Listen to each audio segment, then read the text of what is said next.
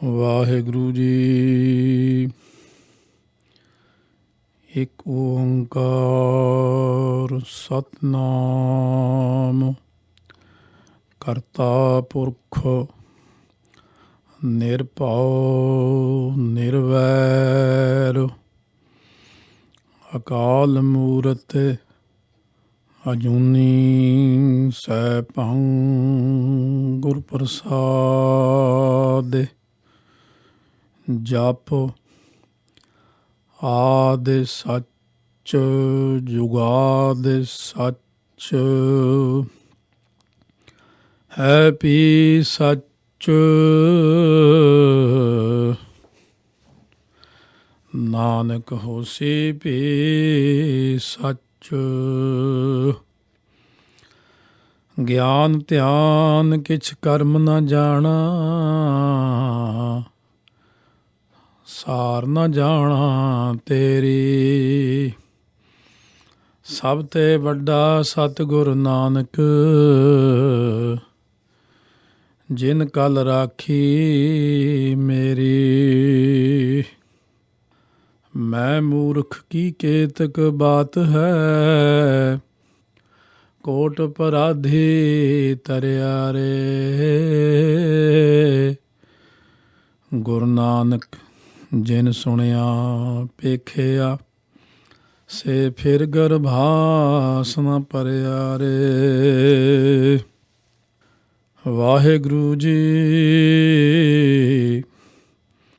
ਦੁਨੀਆ ਸਾਗਰ ਦੁੱਤਰ ਕਹੀਐ, ਕਿਉ ਕਰ ਪਾਈਐ ਪਾਰੋ।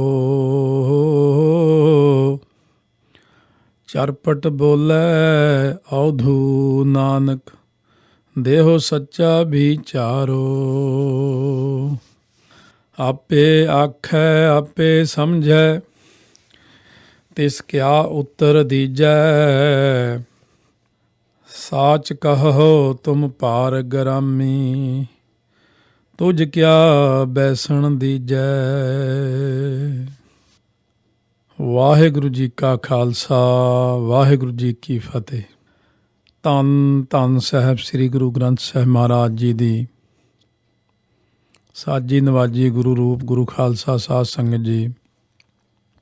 ਸਿੱਧ ਗੋਸ਼ਟ ਬਾਣੀ ਆਪਾਂ ਸਰਵਣ ਕਰ ਰਹੇ ਹਾਂ, ਜੋ ਧੰਨ ਗੁਰੂ ਨਾਨਕ ਦੇਵ ਸਾਹਿਬ ਮਹਾਰਾਜ ਸੱਚੇ ਪਾਤਸ਼ਾਹ ਜੀ ਨੇ ਸਿੱਧਾਂ ਦੇ ਨਾਲ ਇਹ ਗੋਸ਼ਟ ਕੀਤੀ ਹੈ। 938 ਅੰਗ ਤੋਂ ਪ੍ਰਾਰੰਭ ਹੋਈ, 3 ਪੌੜੀਆਂ ਸਰਵਣ ਕੀਤੀਆਂ ਹਨ ਹੁਣ ਤੱਕ। ਹੁਣ ਅੱਗੇ ਚੌਥੀ ਪੌੜੀ ਦੇ ਵਿੱਚ ਚਰਪਟ ਨਾਥ ਧੰਨ ਗੁਰੂ ਨਾਨਕ ਦੇਵ ਮਹਾਰਾਜ ਨੂੰ ਬੇਨਤੀ ਕਰਦਾ ਹੈ ਪ੍ਰਸ਼ਨ ਰੂਪ ਦੇ ਵਿੱਚ, ਦੁਨੀਆ ਸਾਗਰ ਦੁੱਤਰ ਕਹੀਐ। ਦੁੱਤਰ ਕਹਿੰਦੇ ਨੇ ਜਿਹੜਾ ਬਹੁਤ ਔਖਾ ਤਰਿਆ ਜਾਣ ਵਾਲਾ ਹੋਵੇ। ਸੰਸਾਰ ਅਥਾਹ ਸਮੁੰਦਰ ਹੈ, ਜਿਸ ਤੋਂ ਤਰਨਾ ਔਖਾ ਦੱਸਿਆ ਜਾਂਦਾ ਹੈ। ਕਿਉਂ ਕਰ ਪਾਈਐ ਪਾਰੋਂ, ਇਸ ਦਾ ਪਾਰਲਾ ਕੰਢਾ ਕਿਸ ਤਰ੍ਹਾਂ ਪ੍ਰਾਪਤ ਕਰੀਏ।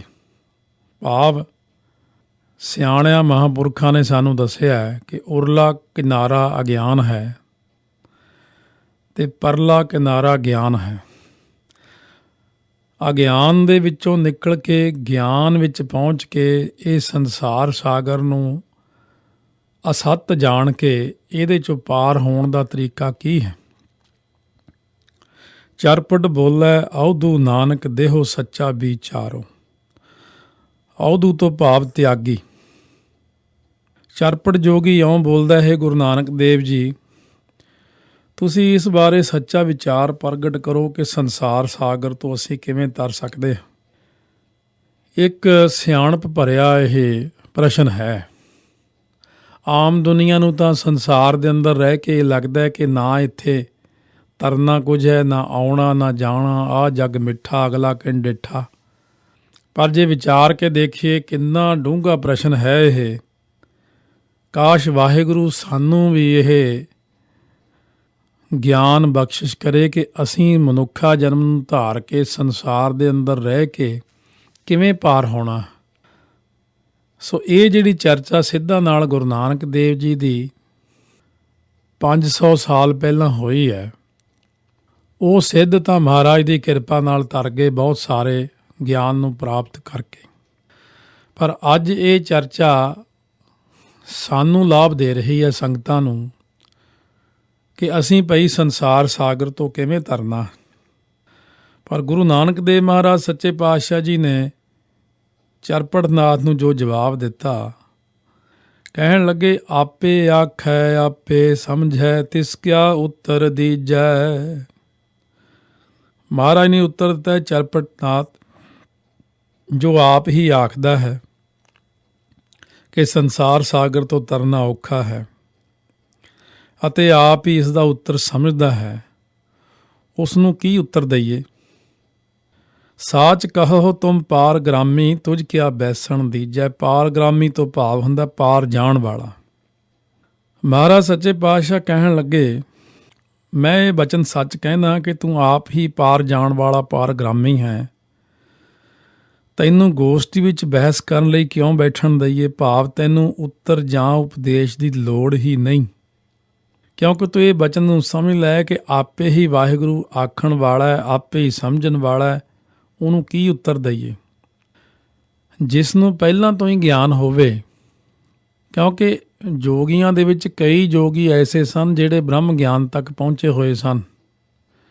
ਇਹ ਗੋਰਖ ਨੇ ਬੇਨਤੀ ਕੀਤੀ ਸੀ ਗੁਰੂ ਨਾਨਕ ਦੇਵ ਜੀ ਨੂੰ ਕਿ ਆਪ ਜੀ ਕਿਰਪਾ ਕਰੋ, ਜੋਗੀਆਂ ਦੇ ਅੰਦਰ ਰਿੱਧੀਆਂ ਸਿੱਧੀਆਂ ਪ੍ਰਾਪਤ ਕਰਕੇ ਬਹੁਤ ਜ਼ਿਆਦਾ ਹੰਕਾਰ ਆ ਗਿਆ ਹੈ, ਕਈ ਤਾਂ ਮੇਰੇ ਆਖੇ ਵੀ ਨਹੀਂ ਲੱਗਦੇ। ਪਰ ਜੇ ਆਪ ਜੀ ਕਿਰਪਾ ਕਰੋ ਉਹਨਾਂ ਨਾਲ ਚਰਚਾ ਵਿੱਚ ਉਹਨਾਂ ਨੂੰ ਹਰਾਓ ਤਾਂ ਉਹਨਾਂ ਦੇ ਅੰਦਰੋਂ ਹੰਕਾਰ ਦੀ ਕਣੀ ਦੂਰ ਹੋ ਕੇ ਉਹਨਾਂ ਦਾ ਭਲਾ ਹੋ ਸਕਦਾ। ਪਰ ਮਹਾਰਾਜ ਨੇ ਚਰਪਟਨਾਥ, ਘੁੱਗੂਨਾਥ, ਮੰਗਲਨਾਥ ਇਹਨਾਂ ਨੂੰ ਗੁਰਮੁਖ ਵੀ ਦੱਸਿਆ, ਕਈ ਵਿੱਚ ਚੰਗੇ ਵੀ ਸਨ। ਸੋ ਇਸ ਕਰਕੇ ਸਤਿਗੁਰੂ ਮਹਾਰਾਜ ਸੱਚੇ ਪਾਤਸ਼ਾਹ ਫਰਮਾਉਂਦੇ ਨੇ ਕਿ ਤੈਨੂੰ ਭਾਈ ਸਾਰਾ ਕੁਝ ਪਤਾ ਹੈ, ਪਰ ਫਿਰ ਵੀ ਤੈਨੂੰ ਦੱਸਦੇ ਹਾਂ। ਜੈਸੇ ਜਲ ਮਹਿ ਕਮਲ ਨਿਰਾਲਮ ਮੁਰਗਾਈ ਨੈ ਸਾਣੇ। ਸਤਿਗੁਰੂ ਫਰਮਾਉਂਦੇ ਨੇ ਜਿਸ ਤਰ੍ਹਾਂ ਪਾਣੀ ਵਿੱਚ ਰਹਿੰਦਾ ਹੋਇਆ ਕਮਲ ਫੁੱਲ ਪਾਣੀ ਤੋਂ ਨਿਰਲੇਪ ਰਹਿੰਦਾ ਹੈ ਅਤੇ ਜਿਹੜੀ ਮੁਰਗਾਬੀ ਹੁੰਦੀ ਹੈ ਨਦੀ ਵਿੱਚ ਤੈਰਦੀ ਹੋਈ ਅਭਿੱਜ ਰਹਿੰਦੀ ਹੈ। ਨੈ ਸਾਣੇ ਭਾਵ ਸਿੱਧੀ ਵੀ ਤਰਦੀ ਹੈ ਅਤੇ ਅਭਿੱਜ ਵੀ ਰਹਿੰਦੀ ਹੈ। ਨੈ ਨਦੀ ਦੇ ਵਿੱਚ, ਸਾਣੇ ਜਿਵੇਂ ਮੁਰਗਾਬੀ ਇੱਕ ਪੰਜਾਬ ਦੇ ਵਿੱਚ ਆਮ ਤੌਰ 'ਤੇ ਜਾਂ ਛੱਪੜਾਂ ਦੇ ਵਿੱਚ ਜਿੱਥੇ ਬਹੁਤ ਪਾਣੀ ਖੜ੍ਹਾ ਹੋਵੇ ਉੱਥੇ ਇਹ ਇੱਕ ਪ੍ਰਕਾਰ ਦੀ ਪਾਣੀ ਵਿੱਚ ਤੈਰਨ ਵਾਲੀ ਕਾਲੇ ਜਿਹੇ ਰੰਗ ਦੀ ਹੁੰਦੀ ਹੈ। ਜਿਨ੍ਹਾਂ ਨੇ ਦੇਖਿਆ ਉਹਨਾਂ ਨੂੰ ਭਲੀ ਭਾਂਤ ਪਤਾ। ਬਾਕੀ ਆਪਣਾ ਛੋਟਾ ਜਿਹਾ ਅੰਦਾਜ਼ਾ, ਆਪਾਂ ਜਿਵੇਂ ਬੱਤਖ ਹਰ ਵਕਤ ਪਾਣੀ ਵਿੱਚ ਤੈਰਦੀ ਹੈ, ਡੱਕ, ਇਸੇ ਤਰ੍ਹਾਂ ਹੀ ਇਹ ਕਾਲੇ ਰੰਗ ਦੀ ਛੋਟੀ ਜਿਹੀ ਹੁੰਦੀ ਹੈ, ਜਿੰਨਾ ਕੁ ਕੋਇਲ ਹੁੰਦੀ। ਹੈਰਾਨਗੀ ਦੀ ਗੱਲ ਕੁਦਰਤ ਵੱਲੋਂ ਵੀ ਇਹ ਪਾਣੀ ਵਿੱਚ ਤਰਦੀ ਹੋਈ, ਇਹਦੇ ਖੰਭ ਪਾਣੀ ਵਿੱਚ ਨਹੀਂ ਭਿੱਜਦੇ, ਇਹ ਵਾਟਰਪ੍ਰੂਫ ਹੁੰਦੇ ਨੇ, ਭਿੱਜ ਰਹਿੰਦੀ ਹੈ। ਮਹਾਰਾਜ ਜੀ ਕਹਿੰਦੇ ਨੇ ਕਮਲ ਦਾ ਫੁੱਲ ਵੀ ਪਾਣੀ 'ਚੋਂ ਨਿਰਲੇਪ ਰਹਿੰਦਾ ਹੈ, ਮੁਰਗਾਬੀ ਵੀ ਨਦੀ ਵਿੱਚ ਤੈਰਦੀ ਹੋਈ ਪਾਣੀ ਤੋਂ ਭਿੱਜ ਰਹਿੰਦੀ ਹੈ। ਬਸ ਇਹੀ ਤਰੀਕਾ ਹੈ ਸੰਸਾਰ ਸਾਗਰ ਤੋਂ ਤਰਨ ਦਾ। ਮਹਾਰਾਜ ਕਿਸ ਤਰ੍ਹਾਂ? ਤਾਂ ਸਤਿਗੁਰੂ ਫਰਮਾਉਂਦੇ ਨੇ ਸੁਰਤ ਸ਼ਬਦ ਭਵ ਸਾਗਰ ਤਰੀਐ ਨਾਨਕ ਨਾਮ ਵਖਾਣੇ। ਧੰਨ ਗੁਰੂ ਨਾਨਕ ਦੇਵ ਜੀ ਇਉਂ ਬਚਨ ਫਰਮਾਉਂਦੇ ਨੇ ਕਿ ਉਸੇ ਤਰ੍ਹਾਂ ਹੀ ਸੰਸਾਰ ਵਿੱਚ ਰਹਿੰਦੇ ਹੋਏ ਮਾਇਆ ਦੇ ਮੋਹ ਤੋਂ ਨਿਰਲੇਪ ਹੋ ਕੇ ਸ਼ਬਦ ਵਿੱਚ ਸੁਰਤ ਜੋੜ ਕੇ ਨਾਮ ਜਪ ਕੇ ਸੰਸਾਰ ਸਾਗਰ ਤੋਂ ਤਰ ਜਾਈਦਾ ਭਾਈ। ਜਿਹੜਾ ਨਾਮ ਨੂੰ ਵਖਾਣੇ ਭਾਵ ਆਖ ਕੇ। ਸੋ ਇੱਥੇ ਆਮ ਤੌਰ 'ਤੇ ਬਹੁਤ ਸਾਰੇ ਸਾਡੇ ਗੁਰਮੁਖ ਪਿਆਰੇ ਵੀਰ ਮਾਈ ਭਾਈ ਟਪਲਾ ਖਾ ਜਾਂਦੇ ਨੇ ਕਿ ਦੇਖੋ ਜੀ ਮਹਾਂਪੁਰਸ਼ ਜਾਂ ਮਾਇਆ ਤੋਂ ਨਿਰਲੇਪਤਾ ਦੀ ਗੱਲ ਕਰਦੀ ਦੁਨੀਆ ਕਿ ਦੇਖੋ ਜੀ ਮਾਇਆ ਤੋਂ ਫਲਾਨਾ ਬੰਦਾ ਨਿਰਲੇਪ। ਕਿਉਂਕਿ ਸਾਧ ਸੰਗਤ ਦੁਨੀਆ ਦੇ ਅੰਦਰ ਜਿਤਨੇ ਵੀ ਕੰਮ ਚੱਲਦੇ ਨੇ ਇਹ ਮਾਇਆ ਨਾਲ ਹੀ ਚੱਲਦੇ ਨੇ। ਸਤਿਗੁਰੂ ਦਾ ਫਰਮਾਨ ਹੈ ਕਿ ਮਾਇਆ ਦੇ ਨਾਲ ਸਾਰੇ ਕਾਰਜ ਕਰਦਿਆਂ ਹੋਇਆਂ ਫਿਰ ਮਾਇਆ ਤੋਂ ਅਛੋਹ ਰਹਿਣਾ, ਨਿਰਲੇਪ ਰਹਿਣਾ, ਇਨ ਟੱਚ ਹੋਣਾ ਤੇ ਅਨਟੱਚ ਹੋਣਾ। ਆਪਾਂ ਮਾਇਆ ਦੇ ਵਿੱਚ ਰਹਿ ਕੇ ਅਨਟੱਚ ਹੋ ਕੇ ਮਾਇਆ ਤੋਂ ਪਰਮਾਤਮਾ ਨਾਲ ਇਨ ਟੱਚ ਹੋਣਾ। ਰਹਿਣਾ ਵੀ ਮਾਇਆ ਵਿੱਚ ਹੈ। ਪਾਣੀ ਦਾ ਜਹਾਜ਼, ਪਾਣੀ ਵਿੱਚ ਚੱਲਣ ਵਾਲਾ, ਸਮੁੰਦਰ ਵਿੱਚ ਚੱਲਣ ਵਾਲਾ ਜਹਾਜ਼, ਸ਼ਿਪ ਜਿਹੜਾ ਹੈ, ਪਾਣੀ ਦੇ ਵਿੱਚ ਰਹਿ ਕੇ ਪਾਣੀ ਦੇ ਉੱਤੇ ਲੰਘ ਕੇ ਪਰਲੇ ਪਾਰ ਹੋ ਜਾਂਦਾ ਹੈ। ਪਰ ਜੇ ਉਹ ਡੁੱਬ ਜਾਵੇ ਤਾਂ ਕਹੀਏ ਕਿ ਪਾਣੀ ਵਿੱਚ ਡੁੱਬ ਗਿਆ। ਸਤਿਗੁਰੂ ਮਹਾਰਾਜ ਫਰਮਾਉਂਦੇ ਨੇ, ਭਾਈ ਰਹਿਣਾ ਵੀ ਘਰਾਂ ਬਾਰਾਂ ਵਿੱਚ ਹੀ ਹੈ, ਕੰਮ ਕਾਰ ਵੀ ਕਰਨੇ ਨੇ, ਮਾਇਆ ਵਿੱਚ ਹੀ ਰਹਿੰਦੇ ਆਪਾਂ ਹਰ ਵਕਤ। ਕਹੋ ਕਬੀਰ ਜਿਸ ਉਦਰ ਤਿਸ ਮਾਇਆ, ਜਿਹਨੂੰ ਪੇਟ ਲੱਗਿਆ ਹੈ ਮਾਇਆ ਚਿਬੜੀ ਹੋਈ ਹੈ। ਇਹ ਸਰੀਰ ਵੀ ਮਾਇਆ ਹੈ, ਇਹ ਸੰਸਾਰ ਵੀ ਮਾਇਆ ਹੈ। ਪਸ਼ੂ ਪੰਛੀ, ਦਰਖਤ, ਘਰ ਬਾਰ, ਕਾਰਾਂ ਕੋਠੀਆਂ, ਹਰ ਚੀਜ਼ ਹੀ ਮਾਇਆ। ਇਉਂ ਤਾਂ ਇਹ ਸਾਰੀ ਮਾਇਆ ਹੀ ਮਾਇਆ ਹੈ। ਪਰ ਮਹਾਰਾਜ ਕਹਿੰਦੇ ਮਾਇਆ ਦੇ ਵਿੱਚ ਨਿਰਲੇਪ ਰਹਿ ਕੇ ਹੀ ਆਪਾਂ ਪਰਮਾਤਮਾ ਨਾਲ ਜੁੜਿਆ ਜਾ ਸਕਦਾ। ਪਰ ਉਹਦੇ ਵਿੱਚ ਤੀਜੇ ਪਾਤਸ਼ਾਹ ਬਚਨ ਕਰਦੇ ਨੇ ਕਿ ਗੁਰ ਪ੍ਰਸਾਦੀ ਜਿਨ੍ਹਾਂ ਲਿਵ ਲਾਗੀ, ਤਿੰਨੀ ਵਿੱਚੇ ਮਾਇਆ ਪਾਇਆ। ਔਰ ਸ੍ਰੀ ਸੁਖਮਨੀ ਸਾਹਿਬ ਤੋਂ ਇਹ ਸੇਧ ਮਿਲਦੀ ਆਪਾਂ ਨੂੰ ਕਿ ਜਿਹ ਪ੍ਰਸਾਦ 36 ਅੰਮ੍ਰਿਤ ਖਾਹਿ, ਤਿਸ ਠਾਕੁਰ ਕਉ ਰਖ ਮਨ ਮਾਹਿ। ਜੇ ਪ੍ਰਸਾਦ ਸੁਗੰਧਤ ਤਨ ਲਾਵੈ, ਤਿਸ ਕੋ ਸਿਮਰਤ ਪਰਮਗਤ ਪਾਵੈ। ਸਤਿਗੁਰੂ ਕਹਿੰਦੇ ਹਰ ਗੱਲ ਵਿੱਚ ਵਾਹਿਗੁਰੂ ਨੂੰ ਯਾਦ ਰੱਖੋ। ਕੱਪੜੇ ਪਹਿਨਣੇ ਹੋਣ ਤਾਂ, ਪਾਣੀ ਠੰਡਾ ਪੀਣਾ ਹੋਵੇ ਤਾਂ, ਜੇ ਪ੍ਰਸਾਦ ਪੀਵੈ ਸੀਤਲ ਜਲਾ, ਸੁਖਦਾਈ ਪਵਨ ਪਾਵਕ ਅਮੁੱਲਾ। ਰਹਿਣਾ ਵੀ ਮਾਇਆ ਵਿੱਚ ਹੈ ਤੇ ਰਹਿਣਾ ਵੀ ਨਿਰਲੇਪ ਹੈ। ਸੰਸਾਰ ਸਾਗਰ ਤੋਂ ਤਰਨਾ ਕਿਵੇਂ ਹੈ? ਸ਼ਬਦ ਵਿੱਚ ਸੁਰਤ ਜੋੜ ਕੇ, ਨਾਮ ਜਪ ਕੇ ਸੰਸਾਰ ਸਾਗਰ ਤੋਂ ਤਰ ਜਾਈਦਾ ਹੈ। ਸੋ ਜਿਵੇਂ ਕੁਝ ਪਿਆਰਿਆਂ ਨੇ ਬਚਨ ਕੀਤੇ ਸੀ ਕਿ ਜਦੋਂ ਅਸੀਂ ਕੀਰਤਨ ਕਰਦੇ ਹਾਂ, ਸਾਨੂੰ ਕਿਵੇਂ ਕੀਰਤਨ ਕਰਨਾ ਚਾਹੀਦਾ। ਮਿੱਤਰ ਪਿਆਰੇ ਰਾਗੀ ਸਿੰਘ ਐਸਾ ਬਚਨ ਕਰ ਰਹੇ ਸਨ। ਮੈਂ ਉਹਨਾਂ ਨੂੰ ਕਿਹਾ ਸੀ ਕਿ ਧਿਆਨ ਮਾਇਆ 'ਚ ਨਹੀਂ ਰੱਖਣਾ ਚਾਹੀਦਾ। ਕਹਿਣ ਲੱਗੇ ਵੀ ਕਿਸ ਪ੍ਰਕਾਰ ਫਿਰ ਸਾਨੂੰ ਕਰਨਾ ਚਾਹੀਦਾ ਹੈ। ਮੈਂ ਬੇਨਤੀ ਕੀਤੀ, ਭਾਈ ਇਸ ਤਰ੍ਹਾਂ ਹੈ, ਜਦੋਂ ਤੁਸੀਂ ਕੀਰਤਨ ਕਰਦੇ ਹੋ ਤਾਂ ਕੀਰਤਨ ਵੀ ਇੱਕ ਭਗਤੀ ਹੈ। ਜਦੋਂ ਕੀਰਤਨ ਕਰਦੇ ਹੋ, ਜਿਹੜਾ ਸ਼ਬਦ ਪੜ੍ਹ ਰਹੇ ਹੋ ਉਹ ਸੰਗਤ ਉਹਦਾ ਆਨੰਦ ਮਾਣ ਰਹੀ ਹੁੰਦੀ ਹੈ। ਪਰ ਮੇਰੇ ਵੀਰੋ, ਤੁਹਾਡਾ ਧਿਆਨ ਪੈਸੇ 'ਚ ਜਾਂਦਾ ਹੈ ਕਿ ਕਿੰਨੀ ਕੁ ਮਾਇਆ ਆ ਗਈ। ਤੁਸੀਂ ਸ਼ਬਦ ਵਿੱਚ ਨਹੀਂ ਜੁੜੇ, ਤੁਸੀਂ ਮਾਇਆ ਵਿੱਚ ਜੁੜੇ ਹੋਏ ਹੋ। ਸੰਗਤ ਸ਼ਬਦ ਵਿੱਚ ਜੁੜ ਕੇ ਲਾਹਾ ਖੱਟ ਜਾਂਦੀ, ਤੁਸੀਂ ਖਾਲੀ ਰਹਿ ਜਾਂਦੇ ਹੋ। ਪਿਆਰ ਵਾਲੇ ਸੱਜਣ ਸਨ, ਮੈਂ ਪਿਆਰ ਨਾਲ ਹੀ ਸਮਝਾਇਆ। ਮੈਂ ਕਿਹਾ ਵੀ ਪਰਾਰਬਧ ਮਸਤਕ 'ਤੇ ਲਿਖੀ ਹੋਈ ਆ, ਉਹ ਆਪਣੇ ਆਪ ਹੀ ਆ ਜਾਣੀ ਹੈ। ਸੇਵਾ ਕਰੀ ਚੱਲੋ।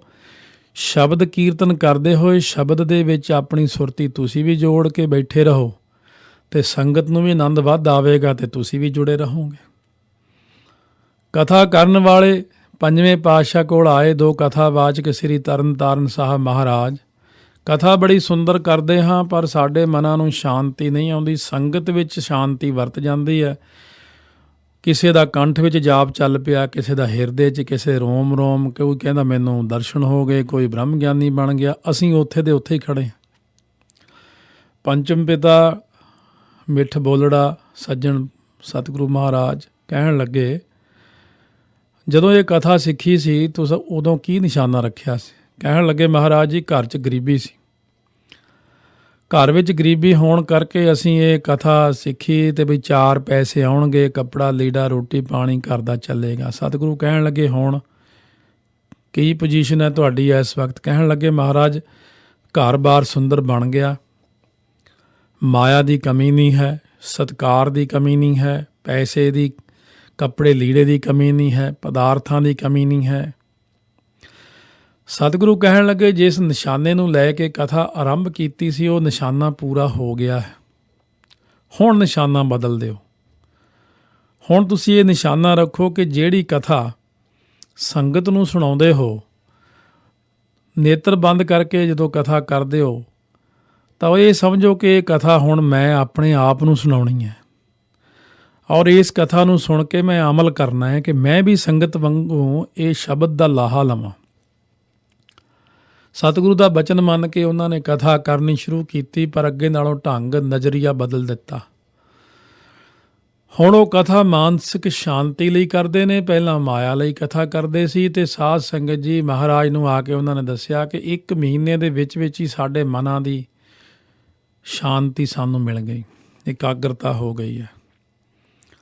ਸੋ ਇਸ ਕਰਕੇ ਸਤਿਗੁਰੂ ਮਹਾਰਾਜ ਸੱਚੇ ਪਾਤਸ਼ਾਹ ਨੇ ਇੱਥੇ ਇਹੀ ਬਚਨ ਕੀਤਾ ਹੈ ਕਿ ਦੁਨੀਆ ਦੇ ਅੰਦਰ ਪਦਾਰਥ ਤੁੱਛ ਚੀਜ਼ ਨੇ, ਮਕਾਨ ਤੁੱਛ ਚੀਜ਼ ਨੇ। ਇਹ ਤਾਂ ਸਾਰਿਆਂ ਕੋਲੇ ਹੀ ਨੇ, ਇਹ ਤਾਂ ਮਨਮੁਖਾਂ ਕੋਲੇ ਵੀ ਨੇ, ਪਾਪੀਆਂ ਕੋਲੇ ਵੀ ਨੇ।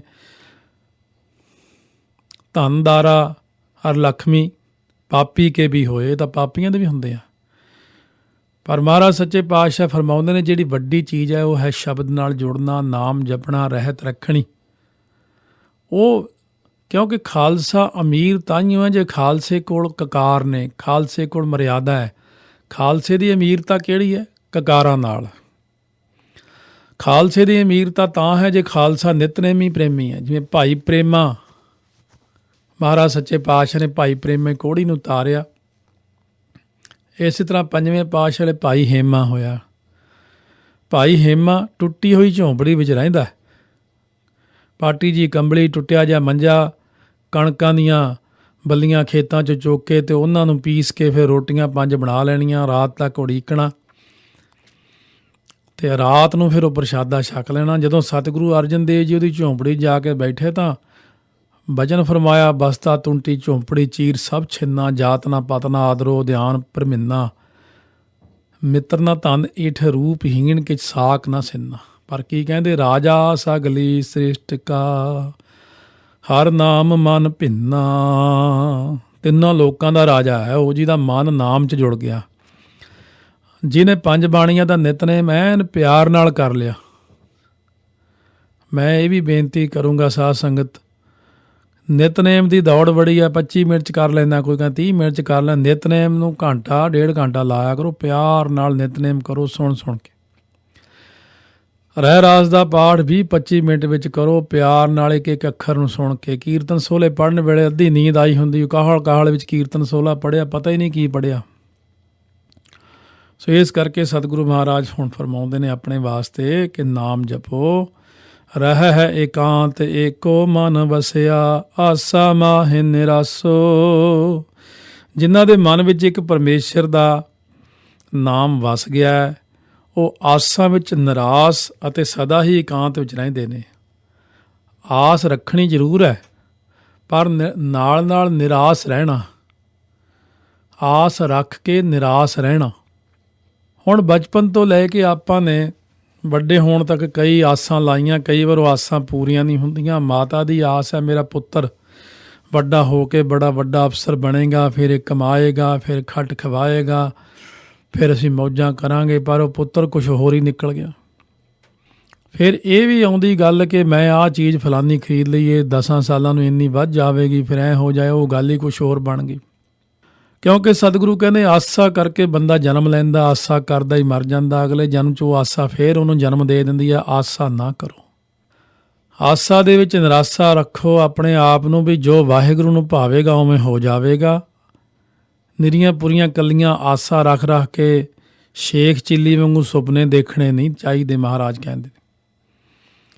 ਸੋ ਇਸ ਕਰਕੇ ਕਹਿੰਦੇ ਰਹਿ ਹੈ ਇਕਾਂਤ ਏਕੋ ਮਨ ਵਸਿਆ, ਆਸਾ ਮਾਹਿ ਨਿਰਾਸੋ।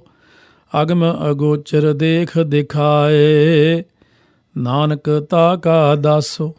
ਅਜਿਹਾ ਇਕਾਂਤੀ ਮਨੁੱਖ ਜਿਹੜਾ ਨਾ, ਜੋ ਅਗਮ ਅਗੋਚਰ ਵਾਹਿਗੁਰੂ ਪ੍ਰਭੂ ਨੂੰ ਆਪ ਵੇਖ ਲੈਂਦਾ, ਅਗਮ ਗਮਤਾ ਤੋਂ ਰਹਿਤ ਅਗੋਚਰ ਹੁੰਦਾ, ਇੰਦਰੀਆਂ ਦੇ ਵਿਸ਼ਿਆਂ ਤੋਂ ਪਰੇ, ਦੇਖਣ ਤੋਂ ਰਹਿਤ ਹੈ, ਟੱਚ ਕਰਨ ਤੋਂ ਰਹਿਤ ਹੈ, ਜੋ ਵੇਖ ਕੇ ਦੂਜਿਆਂ ਨੂੰ ਉਸ ਦੇ ਦਰਸ਼ਨ ਕਰਵਾਉਂਦਾ। ਮਹਾਰਾਜ ਕਹਿੰਦੇ ਉਸ ਇਕਾਂਤੀ ਦਾ ਮੈਂ ਦਾਸ ਹਾਂ। ਧੰਨ ਹੈ ਉਹ ਇਕਾਂਤਵਾਸੀ ਪੁਰਸ਼ ਜਿਹੜਾ ਆਪ ਵਾਹਿਗੁਰੂ ਨੂੰ ਦੇਖ ਕੇ ਦਰਸ਼ਨ ਕਰਕੇ ਫਿਰ ਦੂਜਿਆਂ ਨੂੰ ਵੀ ਉਹਦੇ ਨਾਲ ਜੋੜਦਾ, ਦੂਜਿਆਂ ਨੂੰ ਵੀ ਵਾਹਿਗੁਰੂ ਦੇ ਦਰਸ਼ਨ ਕਰਵਾ ਦਿੰਦਾ। ਸੋ ਇਸ ਕਰਕੇ ਸਤਿਗੁਰੂ ਮਹਾਰਾਜ ਸੱਚੇ ਪਾਤਸ਼ਾਹ ਨੇ ਇਹ ਬਚਨ ਫਰਮਾ ਕੇ ਸਾਨੂੰ ਕਿਰਤਾਰਥ ਕੀਤਾ। 6ਵੀਂ ਪੌੜੀ ਵਿੱਚ ਬਖਸ਼ਿਸ਼ ਆਪ ਜੀ ਸੱਚੇ ਪਾਤਸ਼ਾਹ ਕਰ ਰਹੇ ਨੇ। ਸੁਣ ਸੁਆਮੀ ਅਰਦਾਸ ਹਮਾਰੀ, ਪੁੱਛੋ ਸਾਚ ਵਿਚਾਰੋ। ਨਾਲ ਨਾਲ ਧਿਆਨ ਦੇਣਾ, ਰਾਣੇ ਸਿਹਾਰੀ ਸੁਣ।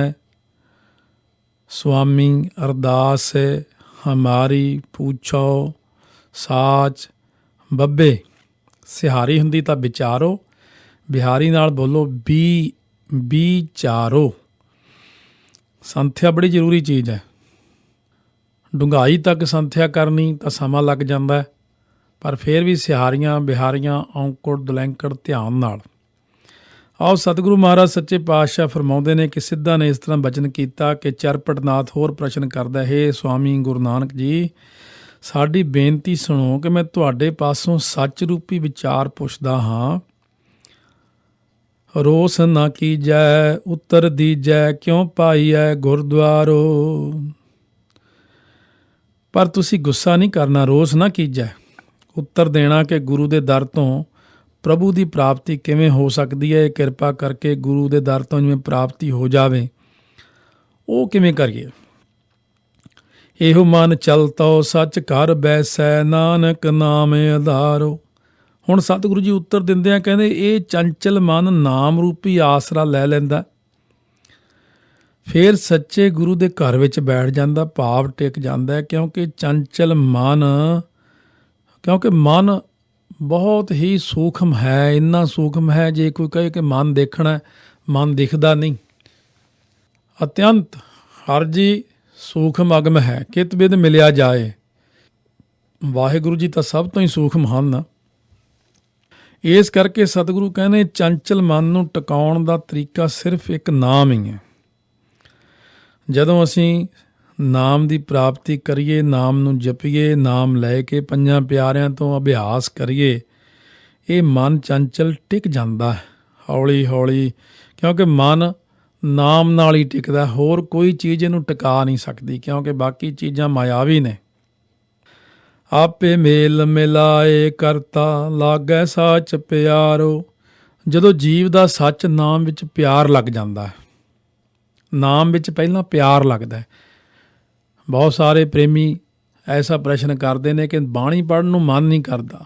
ਮਨ ਤਾਂ ਕਿਹੜੀ ਚੀਜ਼ ਨੂੰ ਮਨ ਕਰਦਾ? ਟੀਵੀ ਦੇਖਣ ਨੂੰ ਜੀ ਕਰਦਾ, ਹਾਂਜੀ, ਕਿਉਂਕਿ ਉੱਥੇ ਪਿਆਰ ਲੱਗਿਆ ਹੋਇਆ। ਬੱਚਿਆਂ ਨੂੰ ਦੇਖਣ ਨੂੰ ਜੀ ਕਰਦਾ, ਕਿਉਂ ਲੱਗਿਆ ਉੱਧਰ ਬੱਚਿਆਂ ਵੱਲ ਮਨ? ਕਿਉਂਕਿ ਪਿਆਰ ਹੈ ਬੱਚਿਆਂ ਵਿੱਚ।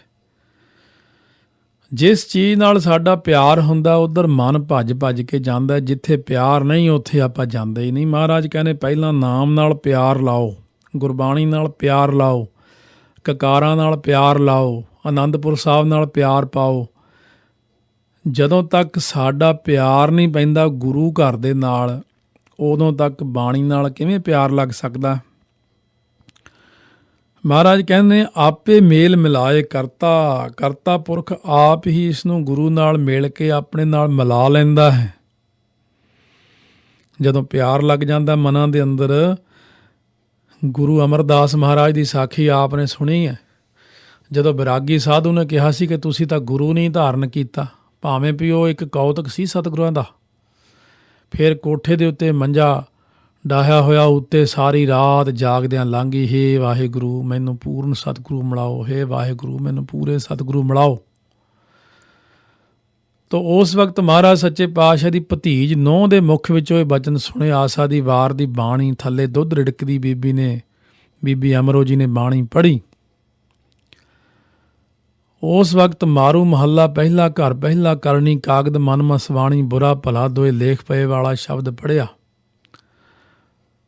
ਭਇਆ ਮਨੂਰ ਕੰਚਨ ਫਿਰ ਹੋਵੈ, ਜੇ ਗੁਰ ਮਿਲੈ ਤਨੇਹਾ, ਏਕ ਨਾਮ ਅੰਮ੍ਰਿਤ ਉਹ ਦੇਵੈ ਤਉ ਨਾਨਕ ਤ੍ਰਿਸ਼ਟਸ ਦੇਹਾ। ਇਹ ਸ਼ਬਦ ਸੁਣ ਕੇ ਪੌੜੀ ਤੋਂ ਥੱਲੇ ਉਤਰ ਕੇ ਆ ਕੇ ਪੁੱਛਿਆ, ਬੀਬਾ ਇਹ ਕਿਸ ਦੀ ਬਾਣੀ ਹੈ?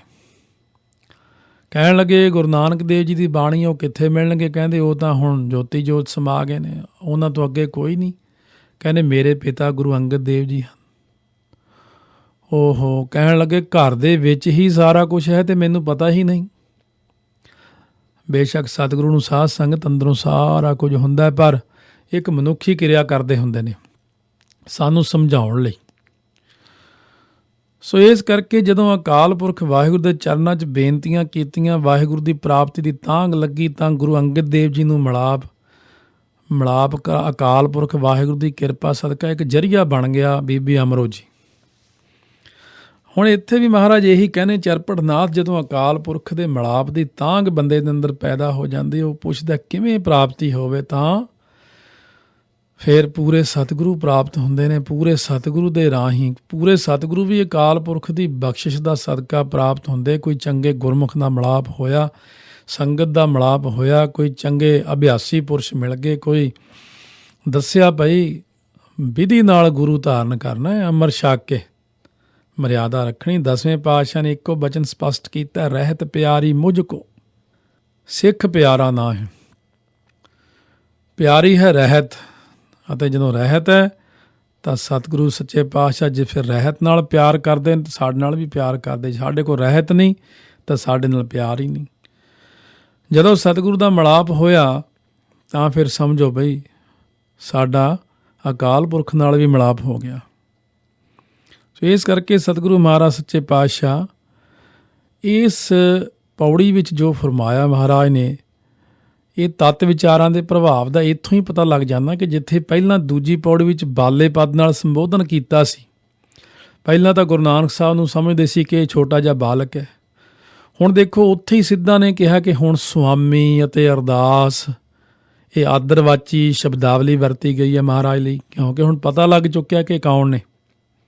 6ਵੀਂ ਪੌੜੀ ਵਿੱਚ ਦੱਸਿਆ ਕਿ ਗੁਰੂ ਦਾ ਦਰ ਕਿਵੇਂ ਪ੍ਰਾਪਤ ਹੋਵੇ, ਇਹ ਪੁੱਛ ਕੀਤੀ ਕਿ ਗੁਰੂ ਜੀ ਨੇ ਉੱਤਰ ਦਿੱਤਾ ਕਿ ਸੰਤ ਸੰਗਤ ਵਿੱਚ ਬੈਠ ਕੇ ਜਦੋਂ ਪਰਮੇਸ਼ਰ ਦੇ ਨਾਮ ਦਾ ਆਸਰਾ ਪਕੜਨ ਵਾਲੀ ਬਿਰਤੀ ਬਣ ਜਾਂਦੀ ਹੈ ਨਾ, ਤਾਂ ਸੱਚੇ ਪਰਮਾਤਮਾ ਵਿੱਚ ਪਿਆਰ ਲੱਗ ਜਾਂਦਾ ਹੈ, ਜਿਸ ਨਾਲ ਸੁਤੇ ਸਿੱਧ ਹੀ ਮੇਲ ਹੋ ਜਾਂਦਾ ਹੈ।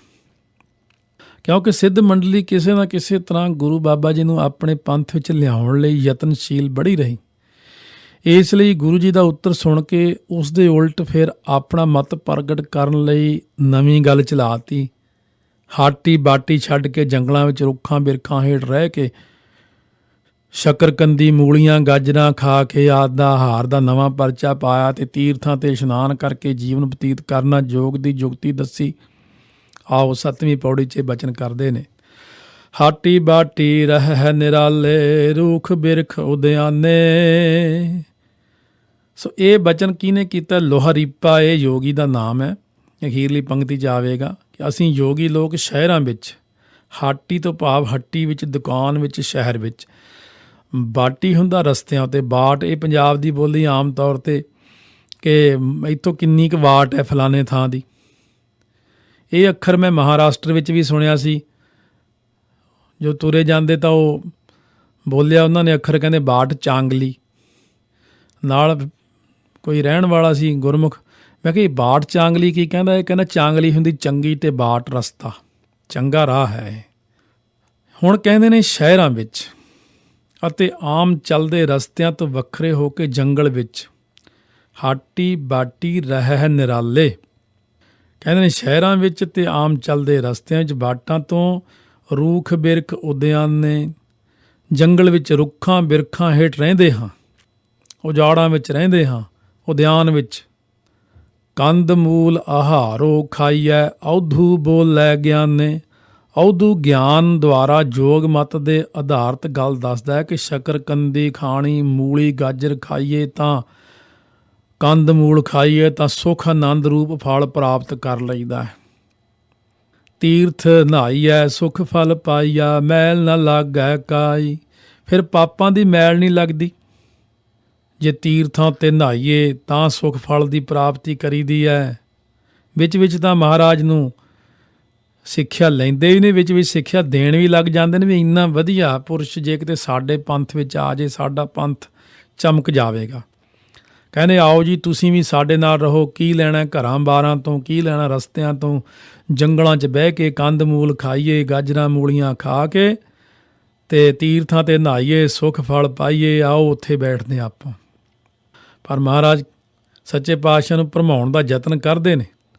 ਗੋਰਖ ਪੂਤ ਲੋਹਾਰੀਪਾ ਬੋਲੇ, ਜੋਗ ਜੁਗਤ ਬਿਦ ਸਾਈ। ਗੋਰਖ ਦਾ ਪੂਤ ਹੁੰਦਾ ਚੇਲਾ। ਪੁੱਤਰ ਇੱਕ ਨਾਦੀ ਔਲਾਦ ਹੁੰਦੀ, ਇੱਕ ਬਿੰਦੀ ਔਲਾਦ ਹੁੰਦੀ।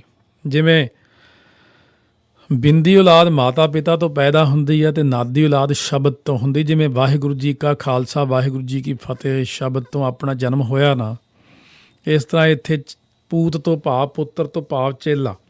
ਗੋਰਖ ਦਾ ਚੇਲਾ ਲੋਹਾਰੀਪਾ ਬੋਲਦਾ ਕਿ ਯੋਗ ਦੀ ਅਸਲ ਯੁਗਤੀ ਉਹ ਹੈ ਜੋ ਮੈਂ ਆਖਦਾ ਤੁਹਾਨੂੰ, ਜਿਹੜੀ ਦੱਸੀ ਆ ਨਾ, ਘਰ-ਬਾਰ ਛੱਡ ਕੇ ਆਰਾਮ ਨਾਲ ਜੰਗਲ 'ਚ ਬੈਠੇ ਜੀ, ਮਨ ਟਿਕ ਜਾਂਦਾ।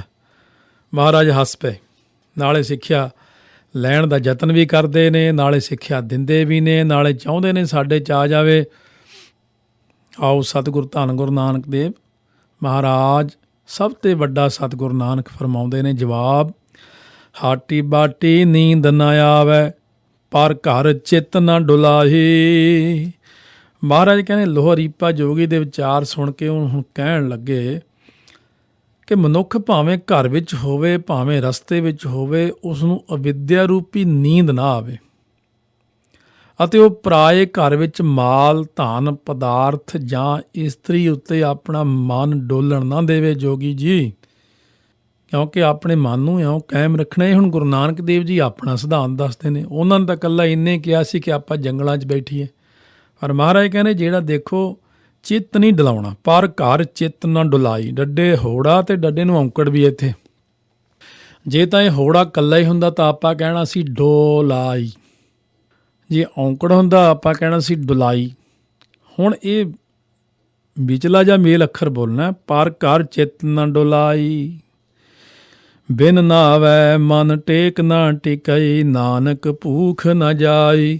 ਮਹਾਰਾਜ ਕਹਿੰਦੇ ਇਹ ਕੰਦ ਮੂਲ ਖਾ ਲਓ, ਇਹ ਗਾਜਰਾਂ ਸ਼ਕਰਕੰਦੀਆਂ ਪੜ ਕੇ ਖਾ ਲਓ ਭਾਵੇਂ, ਪਰ ਨਾਮ ਤੋਂ ਬਿਨਾਂ ਮਨੁੱਖੀ ਮਨ ਟਿਕਦਾ ਨਹੀਂ, ਭਾਵ ਅਸਥਿਰ ਨਹੀਂ ਹੁੰਦਾ ਅਤੇ ਇਸ ਦੀ ਮਾਇਆ ਦੀ ਤ੍ਰਿਸ਼ਨਾ ਰੂਪੀ ਭੁੱਖ ਵੀ ਦੂਰ ਨਹੀਂ ਹੁੰਦੀ।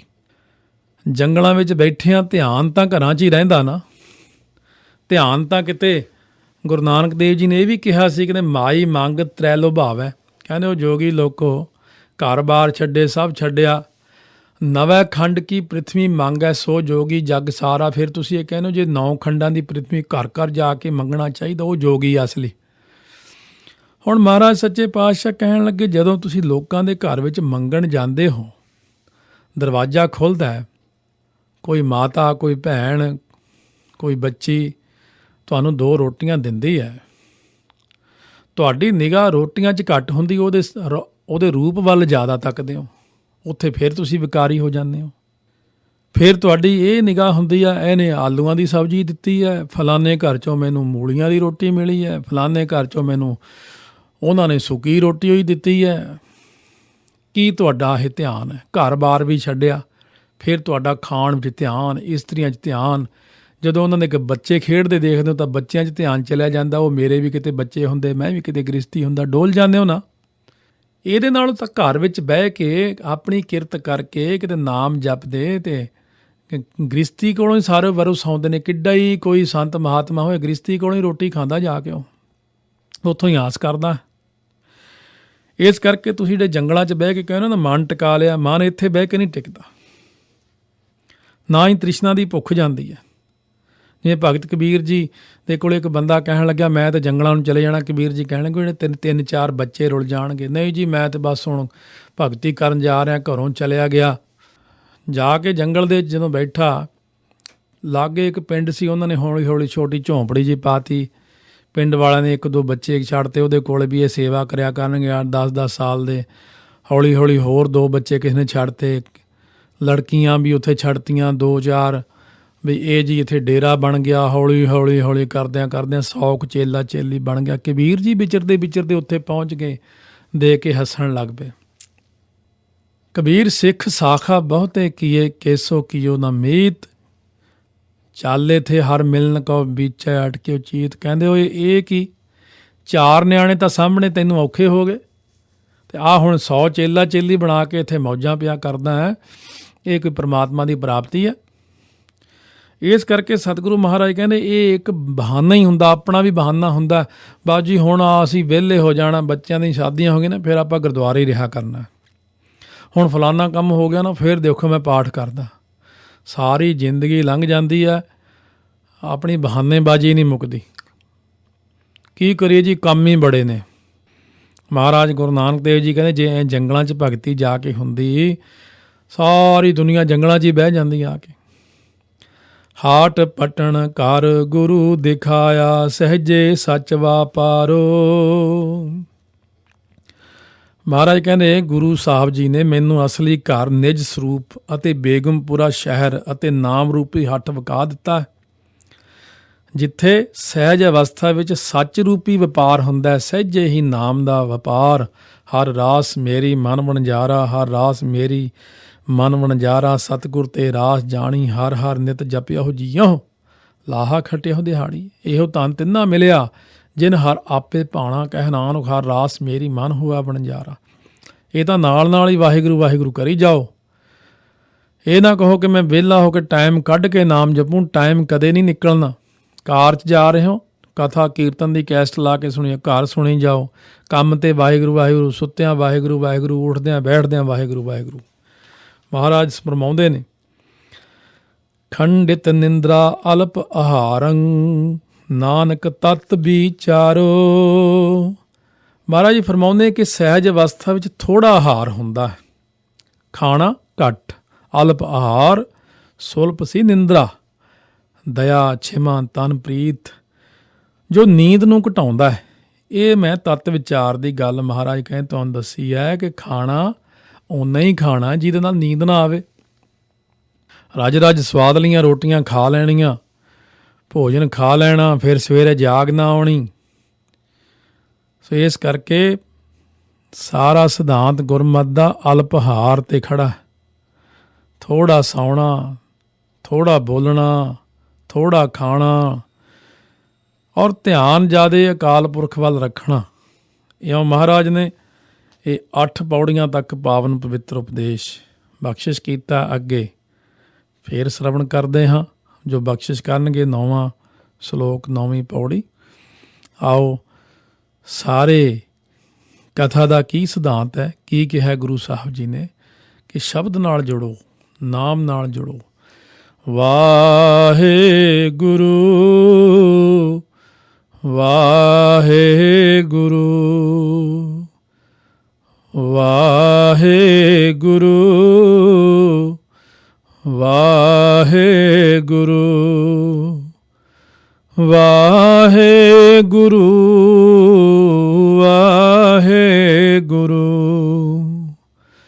ਵਾਹਿਗੁਰੂ ਵਾਹਿਗੁਰੂ